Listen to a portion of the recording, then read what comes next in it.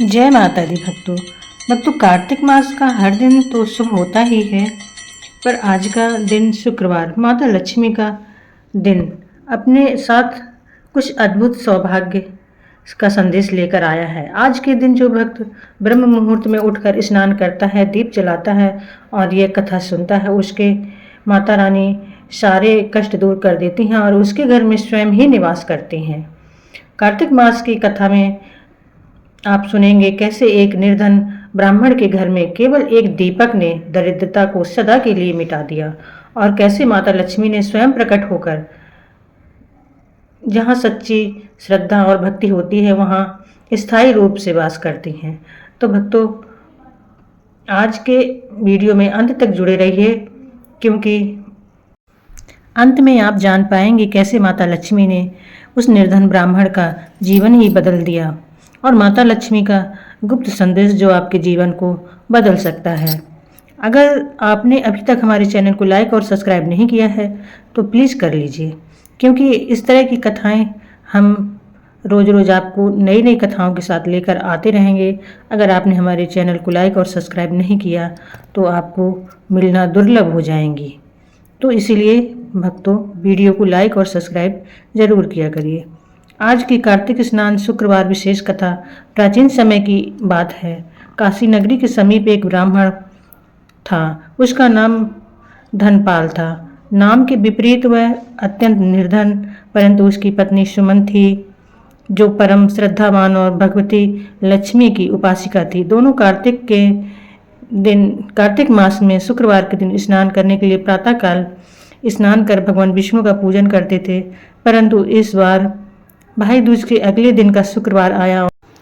सुमन ने कहा, हे स्वामी, आज कार्तिक स्नान का शुक्रवार है। आज माता लक्ष्मी पृथ्वी पर उतरती हैं। यदि हम दोनों संग में गंगा स्नान करें और दीप दान करें। धनपाल बोला, देवी, हमारे पास तो तेल या दीप दान करने के लिए कुछ भी नहीं है, दान करने के लिए धन भी नहीं है। सुमन मुस्काई और बोली, भावना होती है वहाँ धन की कमी नहीं होती।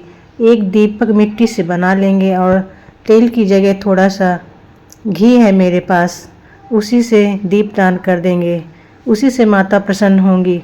वे दोनों गंगा किनारे गए। सूर्य उदय से पहले स्नान किया, तुलसी दल से भगवान विष्णु का अभिषेक किया और दीप दान किया। तभी एक आश्चर्य हुआ। जैसे ही दीपक उन्होंने जलाया, गंगा की लहरों में स्वर्ण कण चमक उठे। धनपाल चकित होकर बोला। सुमन ने कहा, यह माता लक्ष्मी की कृपा है। देखो, वे स्वयं हमारी परीक्षा लेने आई हैं। वह दीपक अभी जल ही रहा था कि सुमन ने सन्मुख एक दिव्य ज्योति प्रकट हुई। वह ज्योति धीरे धीरे रूप लेने लगी। उसमें से प्रकट हुई माता श्री लक्ष्मी का स्वरूप बहुत ही दिव्य और सुंदर सुनहरी आभा सी दिखाई दिया। वस्त्र कमल के आसन पर बैठी और हाथों में सोने की कलश और कमल।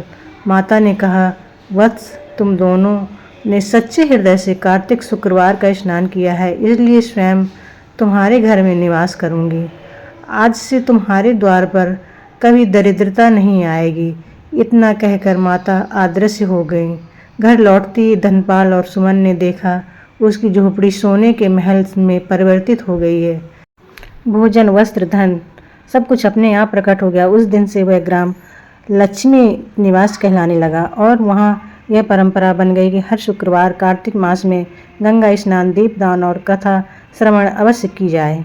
उसी रात जब धनपाल सो रहे थे, सुमन ने स्वप्न में देखा तुलसी माता और लक्ष्मी माता का संवाद। तुलसी माता बोली कि तुमने आज निर्धनों पर बहुत ही कृपा की है।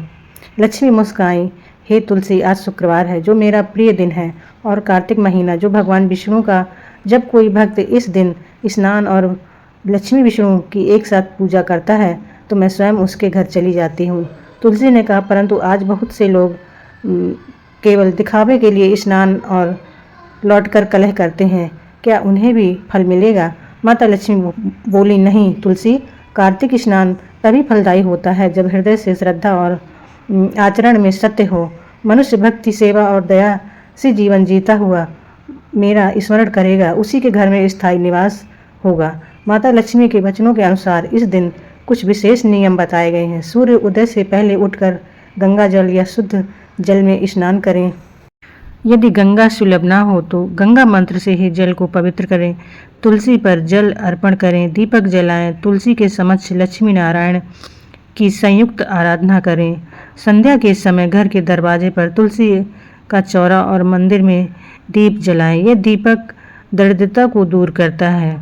ब्राह्मण या जरूरतमंद को वस्त्र, अनाज, दीप या सोना दान करें। कार्तिक शुक्रवार को लक्ष्मी विष्णु कथा सुनना अत्यंत शुभ माना जाता है। इस दिन प्याज, लहसुन, मांस, शराब आदि से पूर्णतः परहेज करें।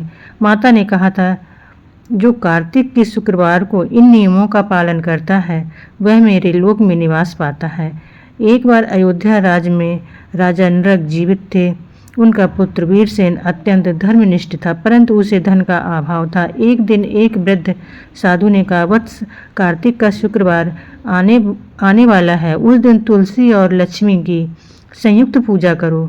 यदि श्रद्धा से दीप जलाओगे तो लक्ष्मी माता स्वयं आएंगी। राजकुमार ने वैसा ही किया। वह गंगा जी में स्नान कर लौटा और घर में 108 दीपक जलाए और माता लक्ष्मी का स्रोत गाया। रात्रि में जब वह ध्यान कर रहा था, माता लक्ष्मी प्रकट हुई। उन्होंने कहा, वत्स, तूने श्रद्धा से पूजा की है, अब तुझे केवल धन ही नहीं वैभव और यश भी मिलेगा। अगले दिन राजा ने अपने पुत्र को राज्य का उत्तराधिकारी घोषित किया। वीरसेन का शासन न्याय, धर्म और समृद्धि से भरा हुआ था। कहा जाता है कि उस युग में किसी के घर में अभाव नहीं था। देवर्षि नारद ने एक बार भगवान विष्णु से पूछा, हे प्रभु, कार्तिक मास में स्नान करने से ऐसा कौन सा पुण्य मिलता है जो वर्ष भर में अन्य तपों से नहीं मिलता।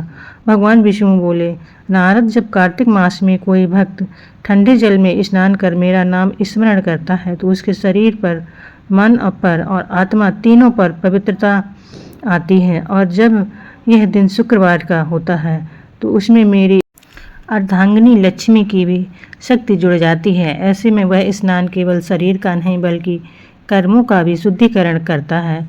उन्होंने आगे कहा, जो भक्त कार्तिक शुक्रवार को दीप दान करता है उसे अगले 7 जन्मों तक दरिद्रता नहीं सताती। जो गरीब है वह समृद्ध हो जाता है, जो दुखी है वह आनंदित हो जाता है और जो अंधकार में है वह ज्ञान के प्रकाश से अलौकिक होता है। रात्रि के अंतिम पहर में माता लक्ष्मी ने पृथ्वी से कहा, हे पृथ्वी, जब जब कार्तिक मास आए तब तब लोगों को स्मरण दिलाना कि मैं केवल सोने और रुपयों में नहीं, भक्ति और दया प्रेम में ही निवास करती हूँ। उन्होंने कहा, जो मनुष्य दूसरों की सहायता करता है, भूखे को अन्न देता है और अपने घर में तुलसी पर दीप जलाता है, वही मेरा सच्चा भक्त है।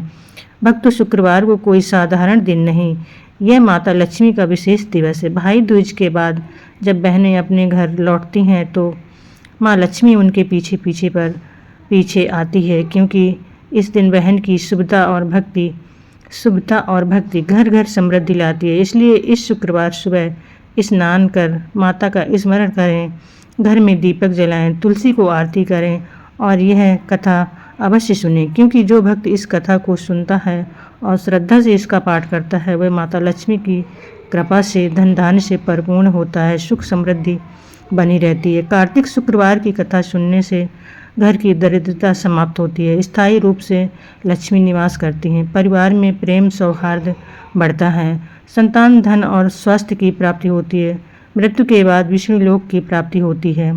इस शुक्रवार कार्तिक स्नान पर दीपदान, तुलसी पूजन और मेरी कथा श्रवण करता है, मैं स्वयं उसके घर स्थायी निवास करती हूँ। उसके घर से ना अभाव, किसी चीज़ का अभाव रहता है, ना कलह रहता है, उसका कुल मेरे लोक में स्थान पाता है। भक्तों, आज आपने कार्तिक स्नान के शुक्रवार की पवित्र कथा सुनी। जहाँ भक्ति, सच्चाई और प्रेम रहता है वहाँ माँ लक्ष्मी का स्थायी निवास रहता है। अगर आपको यह कथा अच्छी लगी हो तो वीडियो को लाइक, शेयर और सब्सक्राइब ज़रूर करिएगा। लक्ष्मी के नाम से जय लक्ष्मी माँ लिखकर कमेंट बॉक्स में जय माँ लक्ष्मी ज़रूर लिखिएगा और यह कथा आपके जीवन में सुख, शांति और समृद्धि लाए, यही माता लक्ष्मी से हमारी प्रार्थना है। कल मिलेंगे एक नए वीडियो के साथ और एक नई कथा के साथ। जय माता दी।